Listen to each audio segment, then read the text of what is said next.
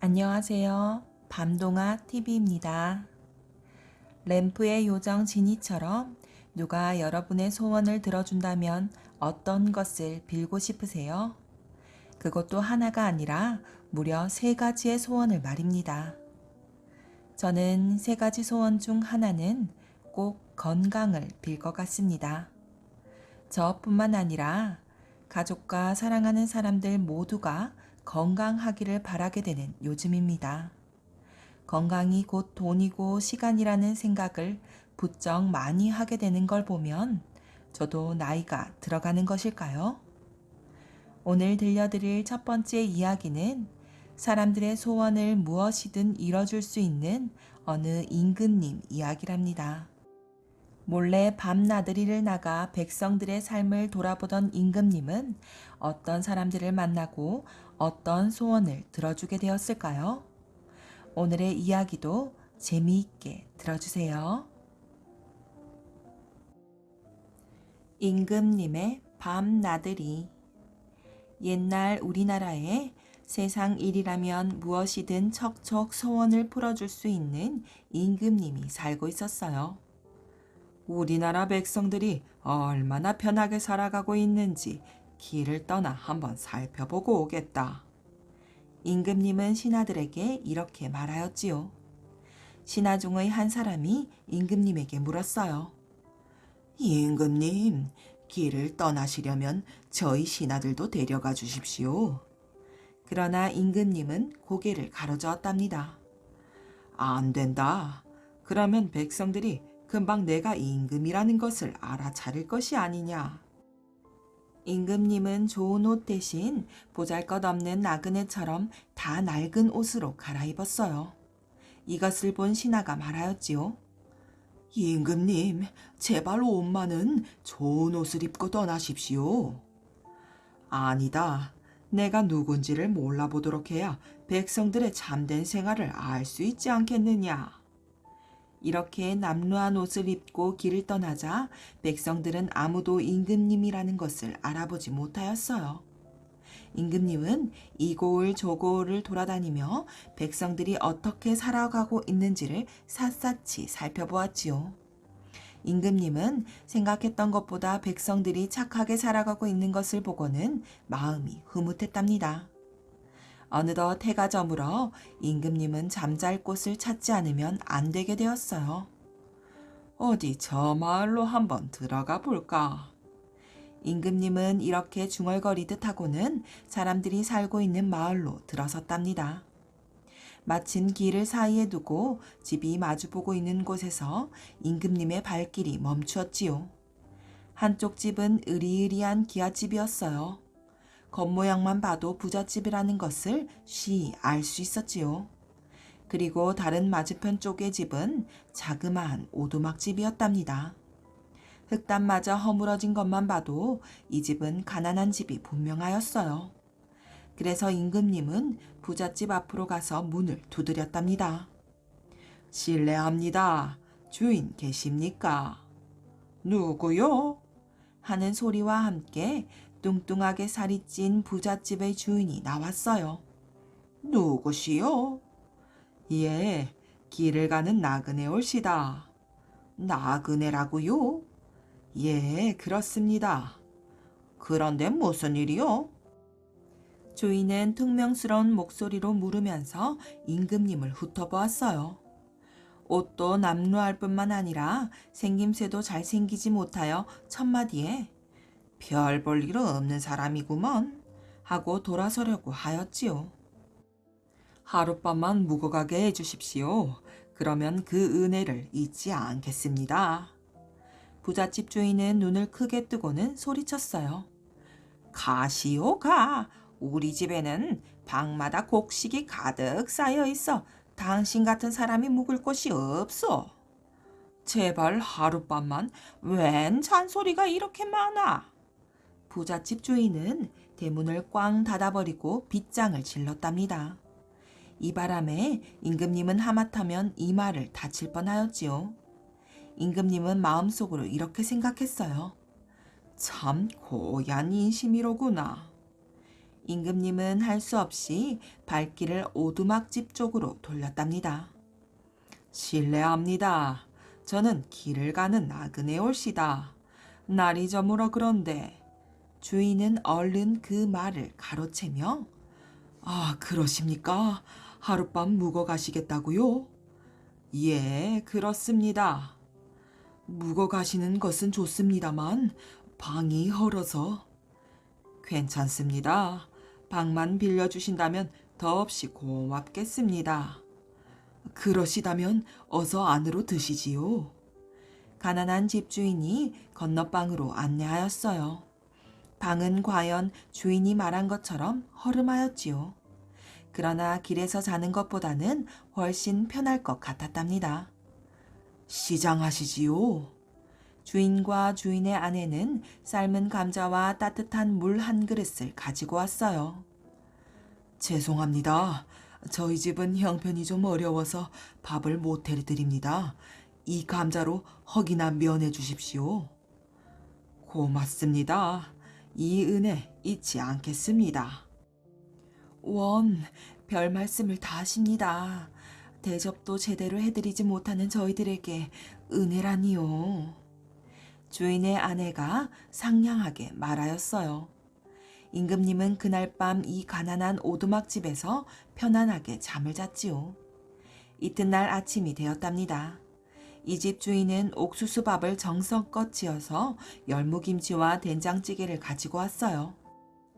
아침상이 변변찮습니다만 함께 드시지요. 아이고, 고맙습니다. 주인과 임금님은 밥상을 가운데 놓고 옥수수밥을 맛있게 먹었답니다. 정말 고맙습니다. 내 별 힘은 없지만 당신의 소원을 풀어주겠으니 소원 3가지만 말해보시오. 소원이라니요. 땅에다 농사를 지어 먹을 수 있게 해주신 우리나라의 임금님께 언제나 고맙게 생각하고 있을 따름입니다. 그래도 소원이 있을 것 아니오. 별로 소원이란 게 없습니다. 이렇게 밥이나 굶지 않고 건강하게 살아가는 것이 소원이라면 소원이지요. 그래도 임금님은 이 착한 농부에게 소원을 풀어주고 싶었어요. 저 맞은편 부잣집처럼 좋은 집에서 살고 싶지 않은가요? 이렇게 좋은 집에서 살고 싶은 마음이야 굴뚝 같습니다만 저희들 분수에 맞지 않는 바람이지요. 그렇다면 부잣집보다 더 좋은 집을 한 채 지어드리지요. 임금님은 마음씨 착한 농부에게 정말 으리으리한 기와집 한 채를 지어주었어요. 가난한 집 부부는 눈을 크게 뜨고 임금님 앞에 엎드렸지요. 이렇게 훌륭한 집을 지어주셔서 정말 고맙습니다. 부부가 고개를 들고 보니 임금님은 벌써 저만치 걸어가고 있었어요. 한편 맞은편 부잣집 주인이 이 훌륭한 집을 보고는 허겁지겁 달려왔답니다. 아니, 오두막집이 어떻게 하룻밤 사이에 하고 말을 잇지 못하였어요. 착한 농부는 간밤에 있었던 일을 모두 얘기해 주었어요. 아, 내가 그런 줄을 알았더라면 어젯밤에 우리 집에서 묵게 하는 건데. 그 나그네가 영감님 댁으로 오셨던가요? 왔었지요. 참 그 나그네를 좀 만나뵐 수 없을까요? 이미 떠나셨습니다. 어디로요? 저 동구 밖으로 나가셨습니다. 그렇다면 말을 타고 뒤따라가면 만날 수 있겠지요. 부잣집 주인은 급히 말을 몰아 임금님 뒤를 쫓았어요. 한참을 달려가니 임금님이 나무 그늘 밑에서 쉬고 있었지요. 나으리! 부잣집 주인이 말에서 뛰어내려 임금님 앞에 엎드렸어요. 아니, 댁은 누구요? 하고 임금님이 물었지요. 임금님은 이 사람이 부잣집 주인이란 것을 다 알고 있으면서도 일부러 모르는 척 하였어요. 저를 모르겠습니까요? 글쎄요, 잘 모르겠습니다. 어제 저녁에는 정말 송구스럽게 되었습니다. 오늘 저녁에는 저희 집에서 묵어 가십시오. 저희 안방을 비워드리겠습니다. 그렇다면 내 볼일을 마치고 돌아오는 길에 들리도록 하지요. 그럼 그때는 소원을 들어주시겠습니까? 그런 일은 어렵지 않소이다. 정말입니까요? 허허, 이 양반. 당신은 속고만 살았습니까? 내 당장 당신의 소원을 풀어드리겠소. 아이고, 고맙습니다. 부잣집 주인은 땅바닥에 엎드려 큰절을 하였어요. 말을 타고 돌아가며 소원이 무엇인지를 생각해 보시오. 당신의 소원이 당장 풀릴 터이니. 이렇게 말을 하고 난 임금님은 다시 발길을 돌렸답니다. 한편 부잣집 주인도 집으로 발길을 돌리며 소원, 소원이라 내 소원을 뭘로 할까? 하고 마음속으로 되새기고 있었지요. 그러나 될 수 있는 대로 큰 소원을 생각하려고 하니 좀처럼 좋은 생각이 떠오르지 않았어요. 이런 생각 저런 생각을 하며 가다 보니 말이 엉뚱한 길로 가고 있는 것이 아니겠어요. 부잣집 주인은 화가 났지요. 이놈의 말 발목이나 부러져라. 그러자 정말 말의 발목이 부러지고 말았어요. 부잣집 주인은 할 수 없이 말을 길바닥에다 두고 두벅두벅 걸어서 집에 돌아왔답니다. 그런데 아내는 이런 줄도 모르고 방석에 앉아 편안하게 놀고 있었지요. 부잣집 주인은 화가 치밀었어요. 나는 이렇게 고생을 하면서 소원을 풀려고 하는데 마누라는 집안에서 빈둥거리며 놀고 있다니. 왜요? 당신도 놀면 되잖아요. 뭐라고? 괜히 심술을 부리는군요. 심술이라니 고얀 마누라, 그놈의 방석 마누라 엉덩이에 붙어버려라. 부잣집 주인이 외치자 정말 방석이 마누라 엉덩이에 붙어버렸어요. 마누라는 방석을 떼내려고 했지만 떨어지지 않았지요. 주인이 방 안으로 들어가서 마누라의 엉덩이에 붙어있는 방석을 떼려고 했지만 꼼짝도 하지 않았어요. 이놈의 방석이 왜 이렇게 안 떨어지지? 아이고, 나는 이제 어떻게 하면 좋단 말이에요. 한평생 이런 꼴로 살아야 한다고 생각하니. 마누라는 엉엉 울면서 방바닥을 내리쳤어요. 이제 소원은 한 가지밖에 남지 않았지요. 부잣집 주인은 어떻게 할까 하고 망설였답니다. 여보 마누라, 이제 소원은 한 가지밖에 남지 않았는데 이 세상의 돈을 몽땅 가질 수 있도록 해달라고 하면 어떻겠소? 아유, 당신도 돈에 환장했구려. 빨리 내 엉덩이에 붙어있는 방석이나 떼달라고 소원하시구려. 부잣집 주인은 할 수 없이 마누라의 소원을 들어주기로 하였어요. 마지막 소원이오니 제발 우리 마누라의 엉덩이에 붙어있는 저 방석을 떼어주십시오. 방석이 툭 떨어졌어요. 그 바람에 마누라는 방바닥에 엉덩방아를 쿵 찍고 말았지요. 임금님은 멀리서 이 소리를 듣고 빙그레 웃고는 다시 발길을 돌렸답니다. 백정과 어사. 이것은 그리 멀지 않은 옛날 이야기랍니다. 서울 성 밖에 고씨 성을 가진 백정이 한 사람 있었는데 억척으로 일을 해서 돈을 수만금 모았지요. 근처에서는 견줄 사람이 없을 만큼 부자가 되었어요. 그런데 백정이 아무리 부자가 되면 뭘 하겠어요. 천한 백정이라고 어른 아이 할 것 없이 이놈 저놈 해대니 천대를 안 받고 가난하게 사느니만 못하였지요. 이 백정이 사는 곳에서 얼마 떨어지지 않은 곳에 윤시성을 가진 양반 한 사람이 살았어요. 그런데 이 양반은 사는 게 너무 가난했지요. 너무나 가난해서 먹고 살 길이 없으니 나랏돈을 좀 꾸어다 쓴 모양인데 그것도 못 갚을 형편이 되었어요. 나랏돈을 갚아야 할 기한이 내일 모레라 이 양반은 그저 취재를 기다리고 있는 중이에요. 백정이 그 사정을 알고 하루는 남의 눈을 피해 밤중에 가만히 돈을 한 바리 싣고 양반 집을 찾아갔어요. 아무리 가난해도 양반은 양반이라 전한 백정은 드릴 수 없다고 하인들이 문간에서 내쫓는 것을 어찌 빌고 빌어 겨우 양반을 만났지요. 감히 고개도 못 들고 꿇어앉아서 외람된 말씀이오나 듣자니 나리께서 나랏돈을 갚지 못해 걱정하신다기에 돈을 좀 싣고 왔습니다요. 전한 돈이나마 소용에 닿으시거든 거두어 주십시오. 하면서 돈을 내놓았어요. 양반이 보니 그 돈이면 빌려 쓴 나랏돈을 갚고도 남겠거든요. 물에 빠진 사람이 배를 만난 격이지만은 양반 체면에 넙죽 받을 수가 있나요? 점잖게 사양을 했지요. 그것이 너한테도 중한 돈일 터인데 내가 어찌 까닭없이 받겠느냐. 소인이 비록 미천한 몸이지만은 모아놓은 돈이 조금 있습니다요.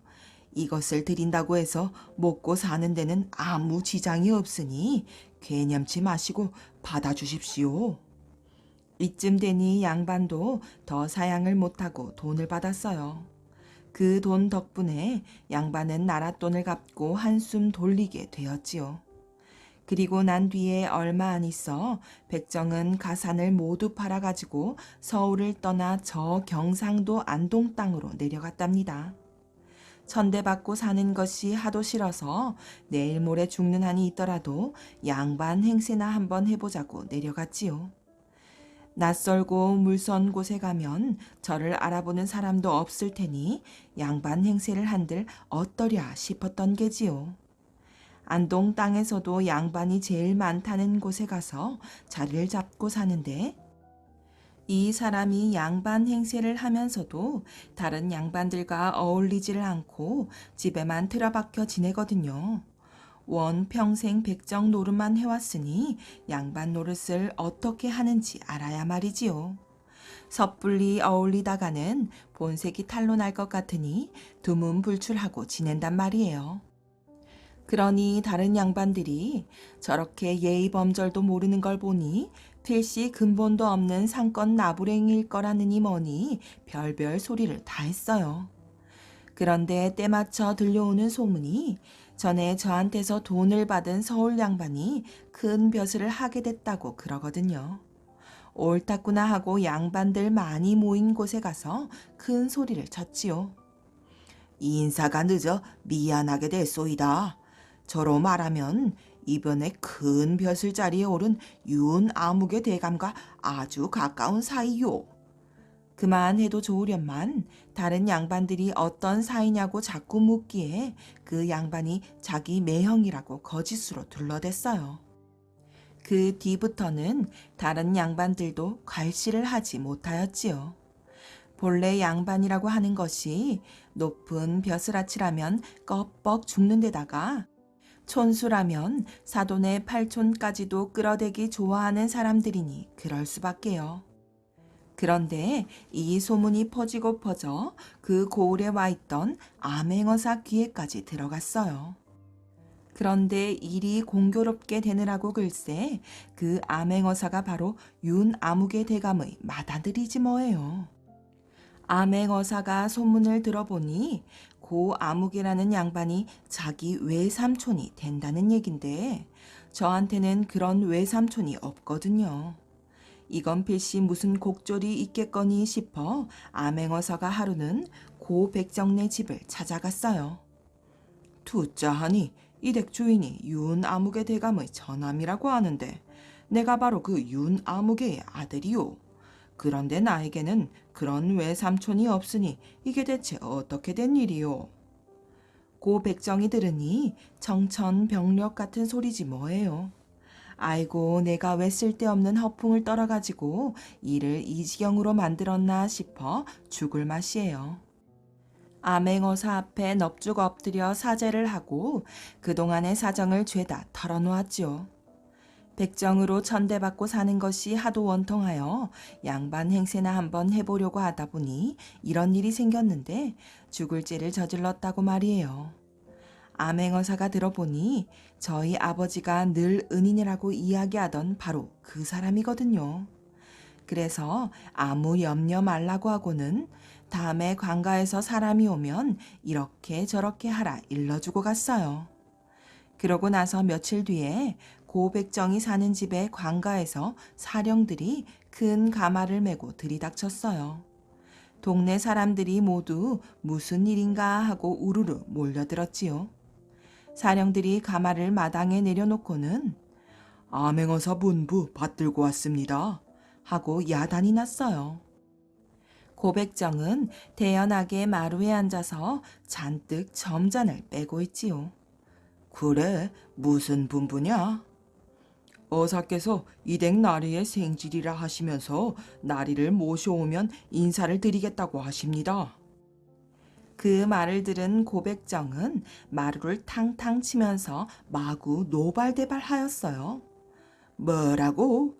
그놈이 암행어사로 왔으면 마땅히 제 발로 나를 찾아와서 인사를 해야지 감히 어른을 오라가라 하느냐? 이쯤 되니 구경 왔던 동네 양반들이 놀라서 눈망울이 화등짝 만해졌어요.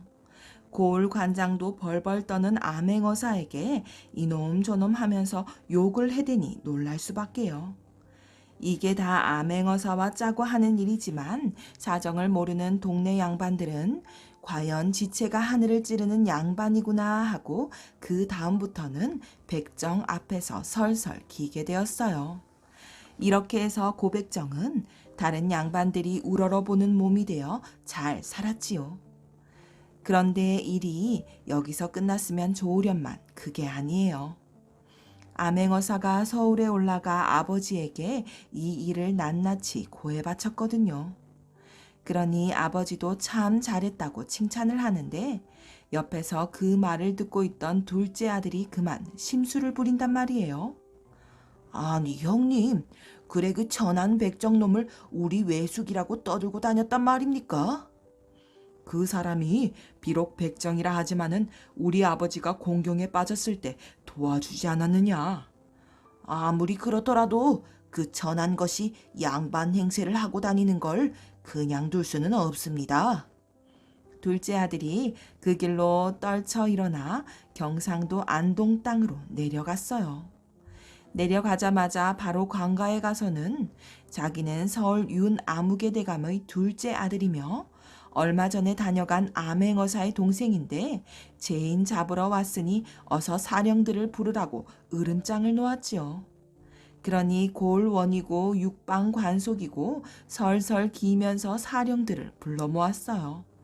윤가가 사령들에게 호령하기를 내 외숙이라고 떠들고 다니는 고 아무개가 실은 백정놈이니 어서 가서 그놈을 잡아오너라 하니 사령들은 영분도 모르고 고백정네 집에 갈 수밖에요.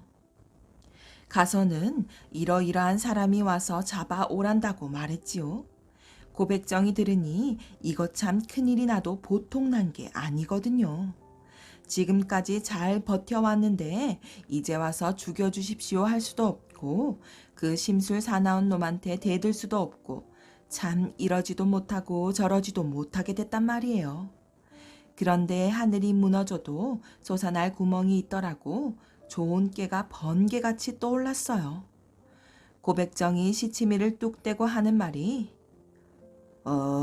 그 아이가 어렸을 때 한번 미치더니 그 병이 도진개로군. 어서 가보세나 하고 사령들을 앞세우고 관가에 갔어요. 가보니 윤가는 낯이 불그락 푸르락 해가지고 서 있다가 고백정이 의관을 갖추고 활기를 치며 걸어 들어오는 것을 보고 눈에 불이 일어가지고는 애꿎은 사령들에게 불호령을 내렸지요. 이놈들아, 저 못된 백정놈을 오라를 지워 끌고 오지 않고 어째 걸어 들어오게 하느냐? 당장 오라를 지워라. 그런데도 고백정은 태연하게 사령들을 돌아보며 내가 뭐라고 하더냐? 저 눈잡이 돌아가는 것 좀 보아라. 미쳐도 아주 단단히 미쳤으니 저대로 둬서는 안 되겠다. 어서 묶어라. 하였어요. 그러니 사령들이 누구의 말을 들었겠어요? 하나는 눈에 불을 켜가지고 고래고래 악을 쓰고 하나는 태연자약하게 뒷짐을 지고 서 있으니 당연히 태연한 쪽 말을 듣지요. 당장 달려들어 윤가를 꽁꽁 묶었어요. 이놈들, 이게 무슨 짓이냐? 백정놈은 저기 있는데 웬 나를 묶느냐?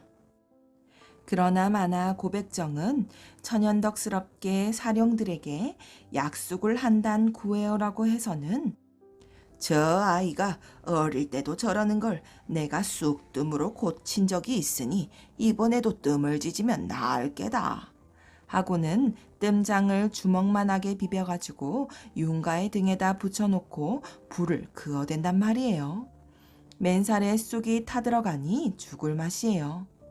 아이고 아야, 아이고 아야, 이 못된 백정놈이 날 죽이네. 어허, 이번에는 너무 많이 미쳐서 한두 곳 둬서는 안 되겠구나. 한 10곳을 찢으면 나을지도 모르겠군. 뜸장을 한꺼번에 10개를 비벼가지고 등에다 붙여놓고는 불을 붙여놓으니 어떻게 되었겠어요. 아주 등살이 벗겨지는 것 같았지요. 아이고, 아이고. 아직 정신이 덜 들었나 보구나. 한 100곳을 더 찢어볼까? 윤가가 그 말을 들으니 이러다가는 죽을 것 같거든요. 아이고, 외삼촌, 정신이 듭니다. 이러지 마십시오. 웬걸, 다시는 병이 도지지 않게 좀 더 뜨자꾸나. 아니요, 다시는 안 그럴 겁니다. 그게 정말이냐? 예, 풀어만 주시면 2말 안고 서울로 올라가겠습니다. 이렇게 다짐을 받고 풀어줬지요. 그러니 찍소리 않고 서울로 올라가더래요. 고백정은 그 뒤로도 양반 행세를 하며 잘 살았답니다. 대동강 물길을 바꾼 사람. 지금은 대동강이 평양을 가로질러 흐르지만 옛날에는 그렇지가 않았대요. 평양에서 20리나 떨어진 곳에 대동강이 흘렀다는 거예요. 그래서 평양 사람들이 참 고생을 많이 했지요. 물을 길어다 먹어도 20리 떨어진 대동강 물을 길어다 먹고 빨래를 해도 20리 떨어진 대동강 물에서 빨래를 해야 했으니 그 고생이 보통이 아니었답니다. 이때 평양에는 물장수가 한 사람이 살았어요. 대동강이 워낙 머니 푼돈이나 있는 사람들은 물을 길어다 쓰지 않고 물장수한테 사다가 썼지요. 그런 사람들한테 대동강 물을 길어다 파는 물장수가 살았어요. 이 사람이 하루는 종일 물을 길어 팔고 돈을 몇 푼이나 벌어 그 돈으로 저녁거리를 사가려고 장터에 갔지요. 장터에 가보니 웬 사람이 큰 함지에 잉어 한 마리를 잡아가지고 와서 팔려고 내놨더래요. 발뚝만한 잉어인데 이놈이 사람을 지그시 올려다보는 것이 살려달라고 그러는 것 같기도 하고 눈물을 흘리는 것 같기도 하더래요. 그것이 참 불쌍해서 도저히 안 되겠거든요. 에이, 오늘 저녁거리를 못 사더라도 저것은 살려주고 봐야겠다. 이렇게 마음 먹고 그 잉어를 샀답니다. 돈을 달라는 대로 다 주고 샀는데 이걸 살려주려면 대동강까지 가야 된단 말이지요. 그 길로 잉어를 물통에 담아가지고 물지개를 지고서 대동강까지 20리를 냅다 달려갔어요. 그동안 행여 잉어가 죽을 새라 혼이 빠지게 달려가서 대동강 물에다가 넣어주었지요. 다행히 잉어는 살아서 펄떡펄떡 헤엄을 치며 물속으로 스르르 사라지더래요. 그러고 나서 돌아오는데 강 언덕에 이르니 어디서 나타났는지 웬 초립동이가 앞을 딱 가로막거든요. 어르신, 잠깐 저를 따라오십시오. 따라갔더니 도로 물가로 가서 등에 어필하는 거예요. 무슨 영문인지 몰라 머뭇거리니 놀라지 마시고 업히십시오. 저는 용궁에 사는 용왕의 셋째 아들인데 세상 구경하러 나왔다가 낚시꾼에게 잡히는 몸이 되었답니다. 그런데 어르신께서 구해주신 덕분에 목숨을 건졌지요. 아버님께서 이 일을 아시고 얼른 가서 모셔오라 하셔서 왔습니다. 그러니 어서 업히십시오. 하거든요. 그래서 등에 업혔더니 손살같이 물속으로 들어가는 거예요. 물속에 들어가도 아무렇지도 않더래요. 눈도 뜨고 숨도 쉬고 말도 하고 환하게 빛이 나서 말짱 다 보이고 묻히나 매 한 가지더란 말이지요. 한참을 들어가니 으리으리한 기아집이 나오는데 바로 용궁이었어요. 12대문을 열고 들어갔더니 휘황찬란한 빛이 나고 사람들이 비단 옷을 입고 왔다 갔다 하는데 큰 대청에 용왕이 턱 앉아 있는 거예요. 눈은 화등잔 같아서 불이 철철 흐르고 머리에는 산호간을 썼지요. 그런 용왕이 앉았다가 반갑게 맞으면서 대접을 하는데 참 기가 막히게 잘 차려진 상으로 대접을 했어요. 번쩍번쩍하는 자개상에 듣도 보도 못한 음식을 가득 차려놓고 풍악을 울리면서 식사 대접을 하는 거지요. 물장수는 아주 잘 먹었어요. 사흘 동안 대접을 받고 나니 집 생각이 나거든요. 그래서 이제 가야겠다고 나서니 용왕이 뭐든지 소원이 있으면 하나만 말하라 하는 거예요. 이 사람이 욕심이 많았으면 금은 보화를 달라고 그랬겠지만은 그러지를 않고 다른 소원은 없고 지금 대동강이 평양에서 너무 먼 까닭에 사람들이 고생을 많이 하고 있으니 대동강 물길을 돌려 평양 가까이 흐르게 해주시면 고맙겠습니다. 했지요. 그러니 용왕이 고개를 끄덕끄덕 하더니 아무 날 아무 시에 큰 비를 내려 물길을 바꿀 것이니 평양 백성들에게 알려 모두 피하도록 하라. 이러거든요. 잘 알았다 하고 올 때 업혔던 셋째 아들 등에 업혀 물 밖으로 나왔지요. 이 사람이 그 길로 평양 감령을 찾아가서 아무 날 아무 시에 큰 비가 내릴 것이니 모두 피난시키라고 말했답니다. 그런데 평양 감사고 육방 관속이고 누가 그 말을 믿어야 말이지요. 다들 정신 나간 놈이 미친 소리를 한다면서 거들떠보지를 않았지요. 할 수 없이 장토고 마을이고 온 데를 돌아다니며 백성들한테 소리를 쳐 알렸어요. 그러니 이 사람 말을 믿는 사람은 피난을 가고 믿지 않는 사람은 안 가는 거예요. 며칠이 지나서 용왕이 비를 내리겠다고 한 날이 되니 갑자기 천둥벼락이 치면서 비가 마구 쏟아지는 거예요. 온 동네가 물바다가 되고 강이 넘쳐 흐르면서 천지개벽을 하는 거였어요. 그렇게 사흘 밤낮을 비가 내리더니 날이 활짝 개는데 그제서야 가만히 보니 대동강 물길이 바뀌었어요. 20리나 떨어진 곳을 흐르던 강이 평양 한복판으로 흐르더란 말이지요. 그 다음부터 평양 사람들이 물 걱정을 하지 않고 살게 됐다네요. 그때 물장수 말을 들은 사람은 다 살고 말을 안 듣고 피난을 가지 않은 사람들은 죄다 죽었다는군요. 그러니 지금 평양 사는 사람들은 다 그때 물장수 말을 듣고 피난을 간 사람들의 후손이래요. 호랑이 길들이기. 옛날 먼 옛날 깊은 산속에 심보 사나운 호랑이 한 마리가 살고 있었답니다. 이 심보 사나운 호랑이는 밤이면 밤마다 할머니 집 무밭에 내려와서는 마구 무를 뽑아먹는 것이었어요. 할머니는 어떻게 하면 호랑이가 심술궂은 짓을 하지 못하게 할까 하고 궁리하였지요. 좀처럼 좋은 생각이 떠오르지 않았어요. 그러던 어느 날 갑자기 할머니의 머릿속에서 번개처럼 생각이 떠올랐지요. 이리하여 할머니는 무를 뽑아먹고 있는 호랑이를 만나러 갔답니다. 호랑이 영감, 무가 그렇게도 맛이 좋나요?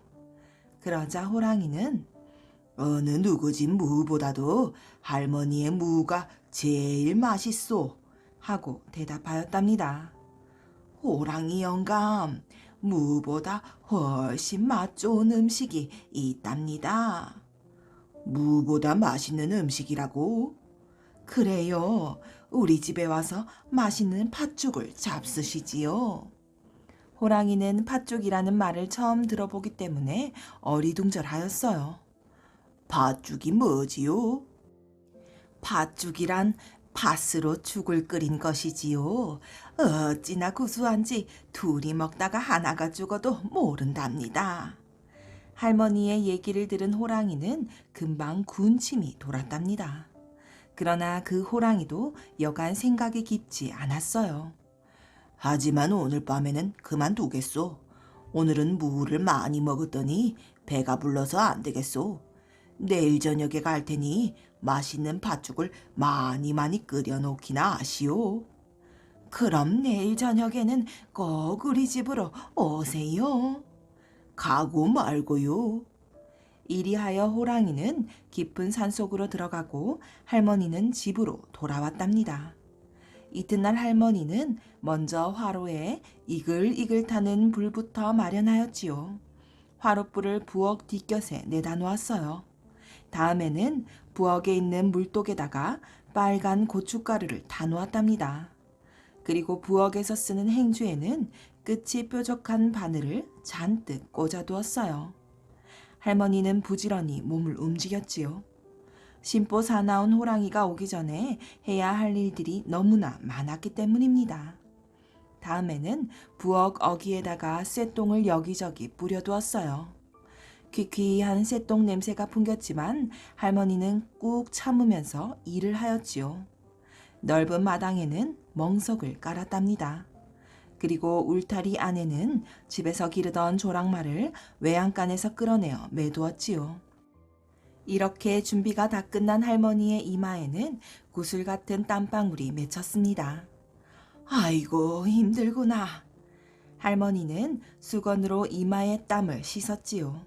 할머니는 시치미를 딱 잡아떼고 방 안에 들어가서 바느질을 하는 척 하고 있었어요. 밤이 제법 깊어졌답니다. 밤 하늘에는 조각달이 걸려 있었어요. 멀리서 호랑이 울음소리가 들려왔지요. 바로 심보 사나운 호랑이가 우는 소리였답니다. 얼마 후 호랑이가 할머니 집에 나타났어요. 어흥! 호랑이는 자기가 왔다는 것을 알렸지요. 할머니는 그 소리를 듣고 벌떡 일어나 호랑이를 반갑게 맞이하였습니다. 어서 오세요, 호랑이 영감님. 어서 안으로 드시장구요. 호랑이는 어슬렁거리며 안으로 들어오면서 말했지요. 참, 그렇군요. 오늘 밤은 날씨가 제법 차군요. 화롯불이나 좀 쬐어야겠소. 그렇게 하시구려.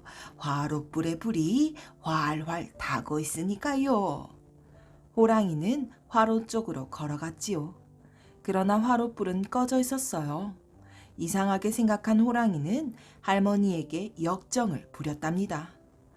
할멈은 참 이상하구려. 뭐가요? 화롯불에 불이 없잖소. 그럴 리가 없는데 내가 아까 이글이글 타는 숯을 잔뜩 집어넣었는데요. 그럼 내가 입으로 불면 불이 피겠구려. 그렇지요. 힘껏 한번 불어보세요. 호랑이는 화로 속을 보고 있는 힘을 다해서 확 불었답니다. 이게 어찌된 일일까요? 화로 속의 재들이 한꺼번에 날려 호랑이의 얼굴에 붙어버렸지요. 호랑이의 눈, 코, 입은 재투성이었답니다. 호랑이는 앞을 볼 수가 없었지요. 아이고 눈이야.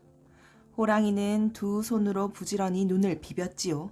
그러나 그럴수록 눈은 더욱 따갑기만 하였어요. 할멈, 내 눈에 재가 들어갔는데 어떻게 하면 좋지? 아이고, 이를 어찌하지요. 그럼 빨리 부엌 안으로 들어가서 물독에 물로 씻어내세요. 호랑이는 할머니가 시키는 대로 부엌 안으로 들어갔답니다. 손으로 더듬어 봤더니 물독이 있었어요. 호랑이는 물독의 고춧가루 물로 눈을 씻었지요. 아이고 따가워라. 호랑이는 부엌에서 팔딱팔딱 뛰었어요. 할멈 더 따가워. 일을 어떻게 하면 좋지요? 그러자 할머니는 그럼 행주로 닦아내는 수밖에 없어요. 행주가 어디 있어? 바로 뒤에 있는 선반 위를 만져봐요. 행주가 있을 테니까. 할머니는 마음속으로 고소하게 생각하고 있었어요. 웃음이 터져 나오려고 했지만 꾹 참았답니다. 호랑이는 할머니가 시키는 대로 더듬거리며 선반 위를 더듬어 보았어요. 행주가 손에 잡혔지요. 호랑이는 다짜고짜 바늘 꽂힌 행주로 눈을 문질렀답니다. 아이고 내 눈이야. 호랑이는 눈이 아파서 참을 수가 없었어요. 호랑이는 그제서야 할머니에게 속은 것을 눈치챘지요. 할머니 나를 속였지. 속이다뇨. 난 호랑이 영감에게 맛있는 팥죽을 대접하려고 했는데요. 호랑이는 할머니와 말다툼을 해봤자 본전도 못 찾겠다는 생각을 하게 되었어요. 안 되겠다. 도망을 쳐야겠어. 이렇게 생각한 호랑이는 엉엉 울면서 부엌을 뛰쳐나갔지요. 아이고야. 호랑이는 그만 쇠똥에 미끄러져 크게 엉덩방아를 찢고 말았어요. 아흥, 아이고 내 엉덩이야. 호랑이는 엉엉 울기 시작했어요. 이번에는 일어나려다가 그만 멍석 위에 쓰러졌지요. 아이고 내 코야. 콧방아를 찧은 호랑이는 코를 어루만졌어요. 그런데 호랑이가 워낙 세게 쓰러진 탓으로 멍석에 돌돌 감겨버리고 말았지요. 아이고 나 죽네. 호랑이는 죽겠다고 큰 소리로 외쳐댔답니다. 그러나 이런 호랑이를 도와주는 이는 아무도 없었어요. 그때 할머니가 쪼르르 달려나와 멍석 속에 들어있는 호랑이를 번쩍 안아 조랑말 등에 올려놓았지요. 고삐를 풀자 조랑말은 호랑이를 씻고 마구 뛰기 시작했답니다. 이야 신난다 신나. 조랑말은 이리 뛰고 저리 뛰었어요. 호랑이는 어지러워 죽을 지경이었지요. 아이고 날 어디로 데리고 가는 것이야? 이 세상에서 제일 좋은 곳으로 데려다 주겠다. 뭐 좋은 곳? 그래 이 신버사 나온 호랑이 놈아 조금만 기다려라. 조랑말은 이렇게 말하면서 마구 달려갔답니다. 조랑말은 한참 달려가다가 벼랑 앞에 멈추었어요. 호랑이 놈아 이 세상에서 제일 좋은 곳에 다 왔다. 정말이냐? 그래 정말이다. 그럼 나를 좀 내려다오. 오냐 내려주마. 조랑말은 호랑이를 벼랑 아래로 떨어뜨려 버렸어요. 심보 사나운 호랑이 놈아 혼 좀 나봐라. 아이고 나 죽네. 호랑이의 소리가 멀리까지 메아리쳐 나갔답니다. 살려줘요 살려줘. 그러나 호랑이의 외침도 영영 사라지고 말았지요. 이렇게 해서 심보 사나운 호랑이는 죽고 말았답니다. 아비냐 증손자냐. 옛날 한 정승집에서 사위를 보았는데 이 사위가 좀 의문스러운 데가 있었던 모양이에요.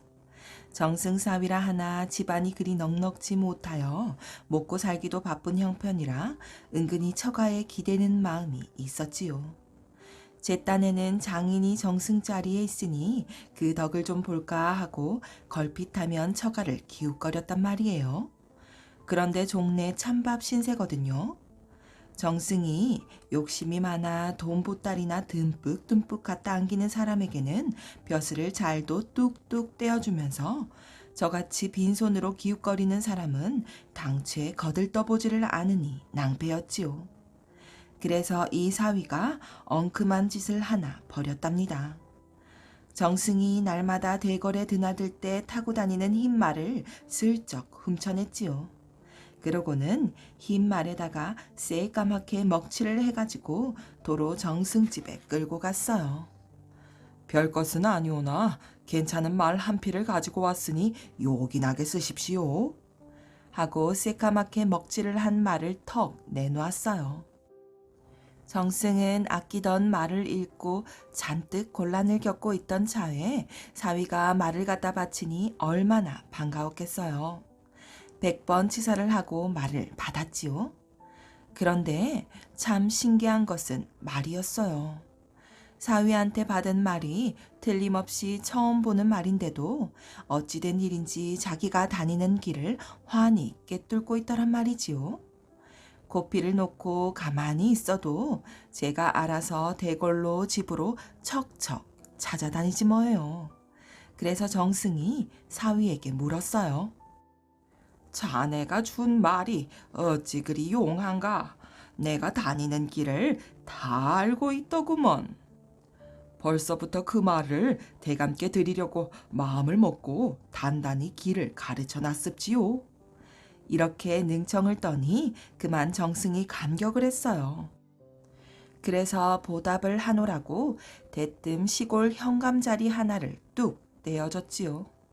사위는 혹 어물쩡거리다가 속임수가 들통날까봐 불이 나게 시골로 내려갔어요.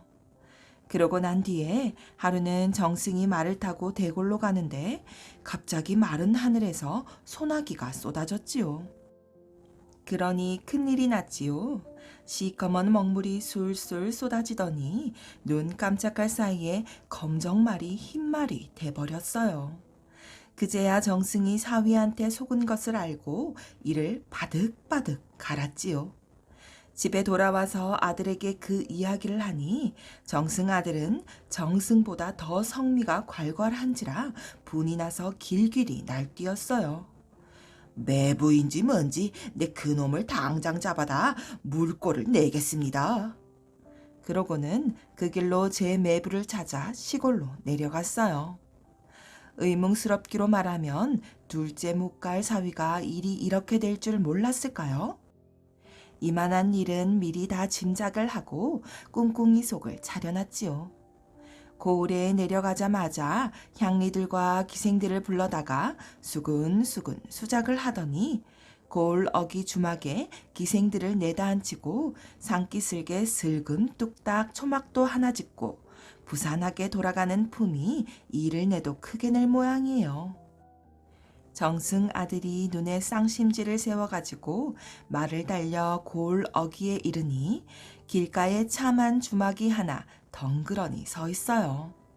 먼 길을 달려오느라 목도 마르고 배도 고픈지라 주막에 썩 들어섰지요.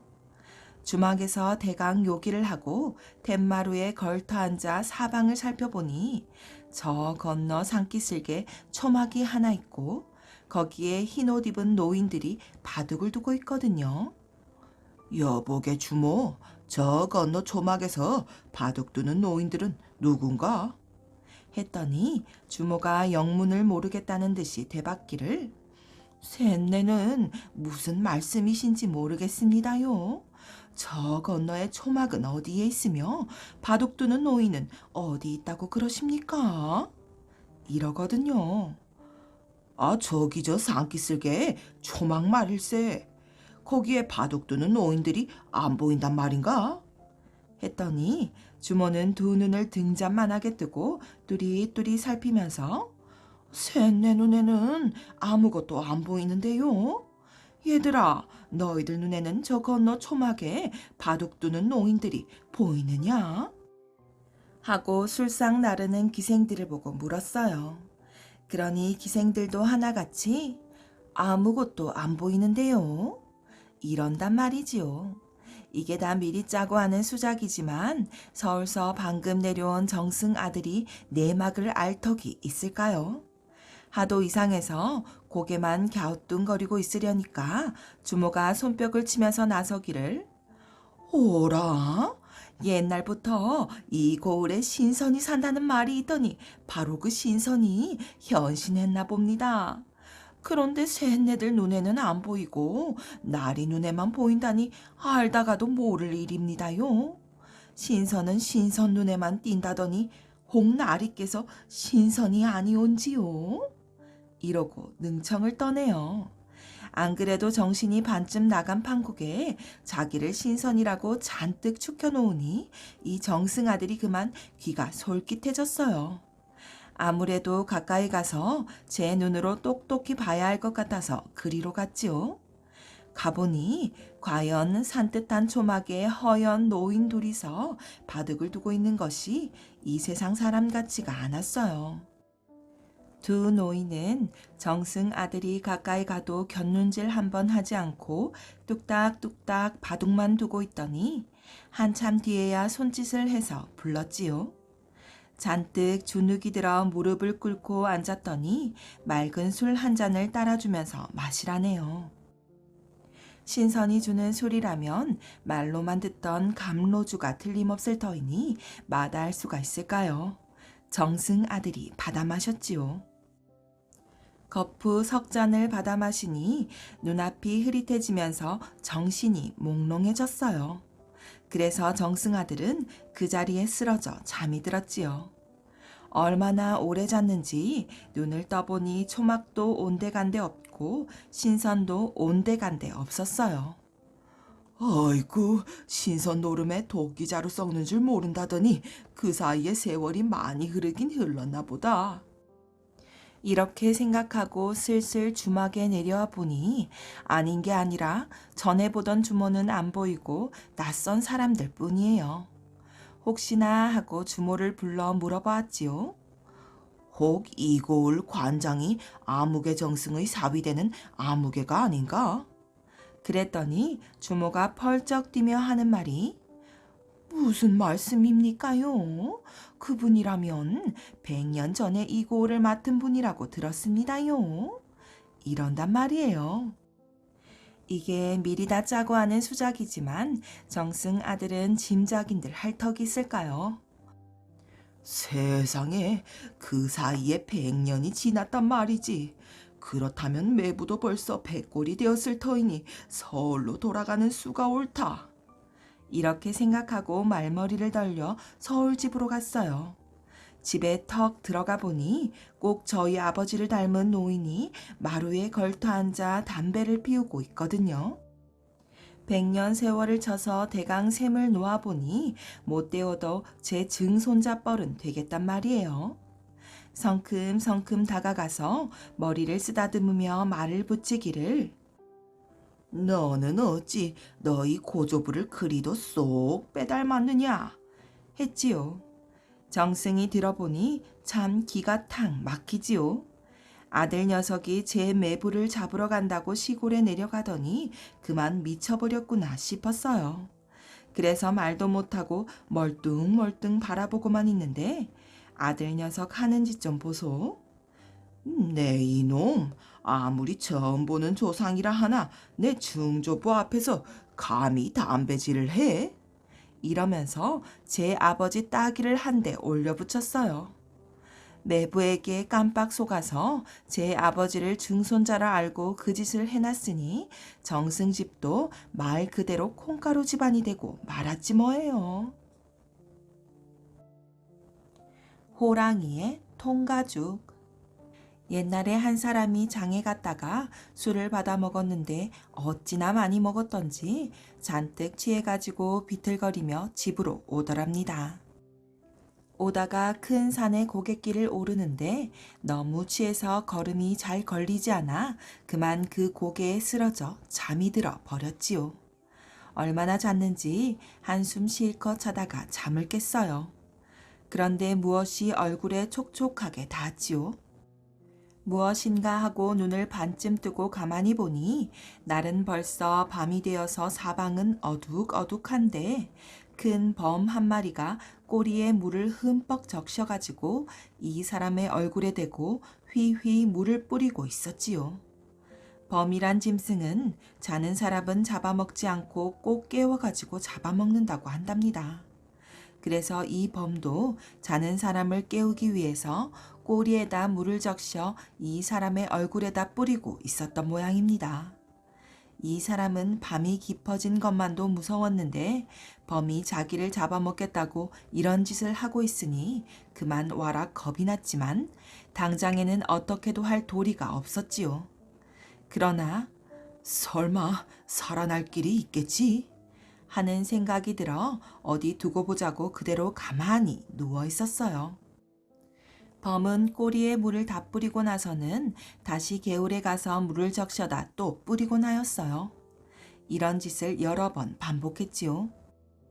이 사람은 이왕 이렇게 죽게 된 바에야 범하고 한번 싸움이나 하고 죽어야겠다는 생각을 하게 되었어요. 그래서 범이 다시 꼬리에다 물을 적셔가지고 뒤돌아 앉아서 뿌리고 있을 때 범의 꼬리를 꽉 붙잡았답니다. 범은 마음 놓고 물을 뿌리고 있는데 갑자기 꼬리를 잡히니 깜짝 놀라 뒤를 돌아다 보려고 했어요. 이때 이 사람은 날쌔게 범의 양쪽 귀를 붙잡고 범의 등 위로 올라탔답니다. 그랬더니 범은 그만 혼이 나서 뛰기 시작했어요. 이 사람은 떨어졌다가는 죽는 판이라 떨어지지 않으려고 더욱더 힘을 주어 귀를 붙잡고 범의 등 위에 답싹 달라붙었어요. 범은 범대로 이 사람을 등에서 떨어뜨리려고 이리 뛰고 저리 뛰고 야단법석이었지요. 그러면 그럴수록 이 사람은 더욱더 범의 등에 답싹 달라붙어 떨어지지 않으려고 했답니다. 범은 밤새도록 뛰어 돌아다니다가 새벽녘이 되니까 자기 굴로 되돌아와 굴 안으로 들어가려고 했답니다. 이 사람이 생각해 보니 범의 굴에 들어갔다가는 잡아먹힐 것 같아 범의 두 귀를 꽉 붙잡고 두 다리를 굴 입구의 양쪽 벼랑에 딛고 힘을 주어 잔뜩 버티었지요. 범은 굴 속으로 들어가려고 안간힘을 쓰고 사람은 범을 굴 안으로 못 들어가게 하려고 서로 힘들을 쓰고 있었어요. 그런데 갑자기 으지직 하는 소리가 나더니 빨간 고깃덩이가 굴 안으로 쏙 들어갔지요. 웬일인가 하고 보니 자기는 범의 통가죽 위에 타고 있고 범의 알몸은 없어졌답니다. 범은 굴 속으로 들어가려고 너무너무 힘을 썼기 때문에 콧등에 금이 가서 그것이 찢어지면서 그리로 알몸만 빠져나가고 가죽은 통째로 남게 된 것이었어요. 이 사람은 뜻밖의 범의 가죽을 얻게 되어 그 가죽을 가지고 장에 가서 팔려고 했어요.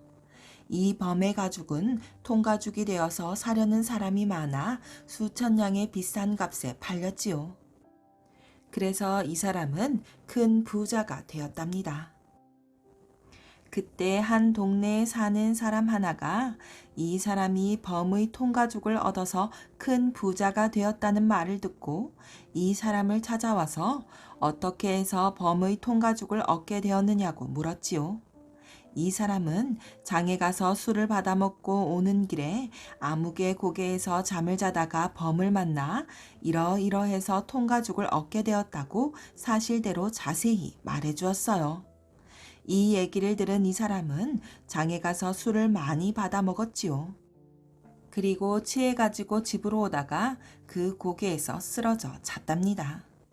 밤이 되자 과연 큰 범이 나타나서는 꼬리에다 물을 적셔가지고 와서 이 사람의 얼굴에다 뿌렸지요. 이 사람은 들은 말대로 가만히 있다가 적당한 때에 범의 꼬리를 붙잡자마자 날쌔게 범의 등에 올라탔어요. 범은 이리 뛰고 저리 뛰고 야단법석을 했답니다. 이 사람은 힘을 주어 떨어지지 않으려고 했지요.